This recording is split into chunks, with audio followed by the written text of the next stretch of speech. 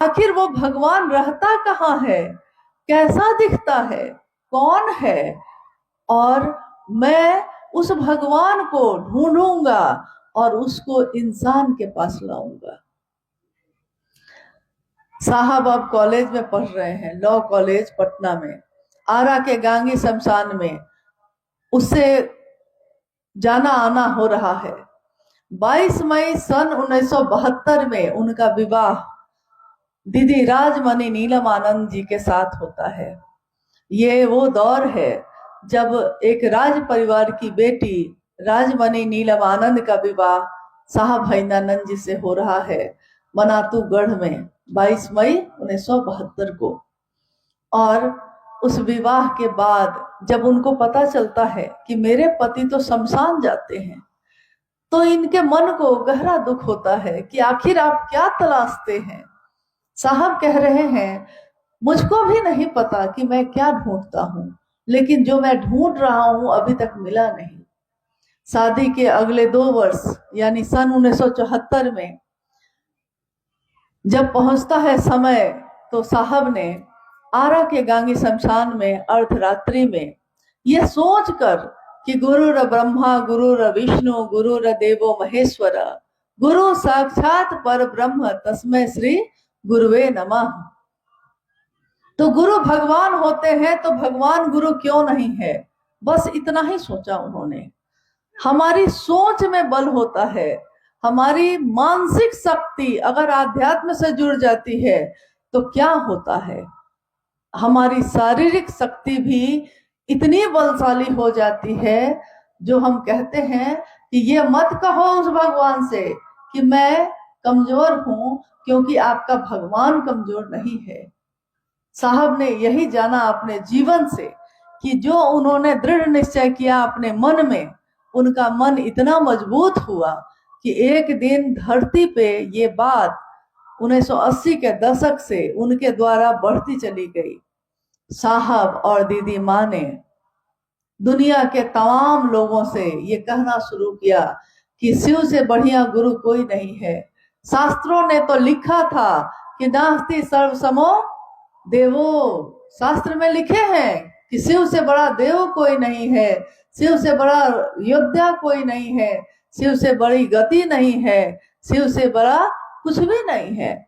परंतु शास्त्रों ने ये नहीं लिखा कि शिव से बड़ा गुरु नहीं है। साहब ने एक दिन कहा कि नास्ति सर्व समो गुरु, शिव से बड़ा कोई गुरु भी नहीं है। और मनुष्य की शारीरिक शक्ति से बलशाली होती है उसकी मानसिक शक्ति, मानसिक शक्ति से बलशाली होती है उसकी आध्यात्मिक शक्ति। कैसे होती है, इसके उदाहरण में उन्होंने एक सच्ची घटना बताई। एक व्यक्ति जो सालों से लकवा ग्रस्त था, लकवा मार चुका था, उसको बिस्तर पे था, हिल भी नहीं सकता था खुद से। लोग बिस्तर पे ही उसको भोजन कराते थे, बिस्तर पे ही वो शौच भी करता, बिस्तर पे ही उसका जीवन जा रहा था।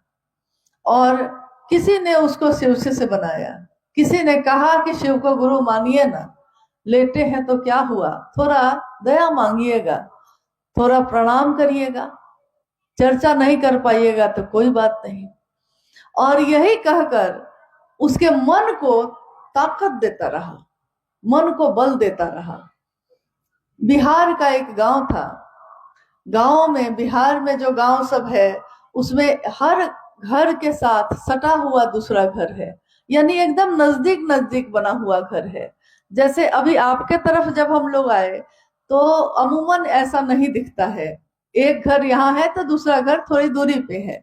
परंतु बिहार में जनसंख्या भी ज्यादा है, जगह कम है, बहुत सारे घर एक दूसरे से सटे हुए हैं। एक दिन उस गांव में आग लग गई।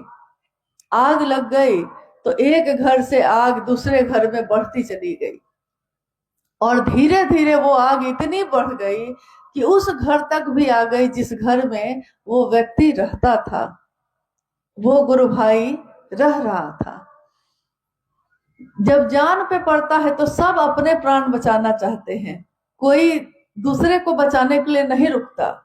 तो सब बाहर भागने लगे, घर के बाहर भागने लगे।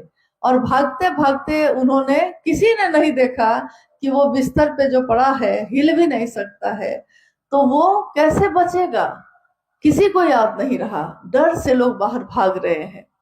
लेकिन अचानक लोगों ने देखा कि वो व्यक्ति जो सालों से बिस्तर पे पड़ा था, वो उनसे भी तेज गति से बाहर भाग रहा है। ये देखकर सबको बड़ा आश्चर्य हुआ, ये कैसे हुआ। तो जब थोड़ा सा राहत हुई, आग थोड़ी कम हुई, तो लोगों ने पूछा ये कैसे हुआ, तुम तो हिल भी नहीं सकते थे। उस व्यक्ति ने कहा कि मैंने पहले देखा कि कोई मुझको बचाने आएगा, लेकिन कोई बचाने नहीं आया, सब अपने ही प्राण बचा रहे थे। तब मुझको लग गया कि मेरा आज कोई सहारा नहीं है। जब मुझको ये लग गया कि अब कोई मेरा साथ नहीं देगा, कोई मुझको बचाने नहीं आएगा, तो मैंने महादेव को याद किया और मैंने पूरे मन को एकाग्र कर लिया, अपने मन की पूरी शक्ति लगा दी कि महादेव अब आप ही मुझको बचा सकते हैं। और भैया, मुझको नहीं पता है कि क्या हुआ उसके बाद, मेरा शरीर कैसे उठा है, कैसे दौड़ा है, मैं जानता भी नहीं हूं। आप कह रहे हैं कि मैं दौड़ रहा हूं, मुझको तो पता तक नहीं चला कि मैं दौड़ भी गया, मैंने सोचा ही नहीं था।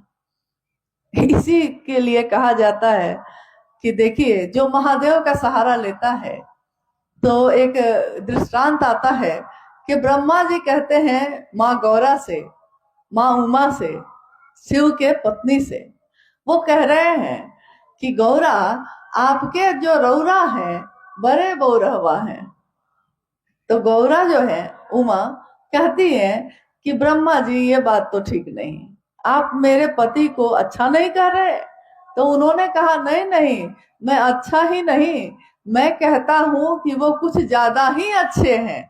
कारण ये है कि उन्होंने कहा कि ब्रह्मा, आप जो है उत्पत्ति का काम करेंगे, विष्णु स्थिति का काम करेंगे, मैं शिव ज्ञानदाता के रूप में लोगों को ज्ञान देने का काम करूंगा।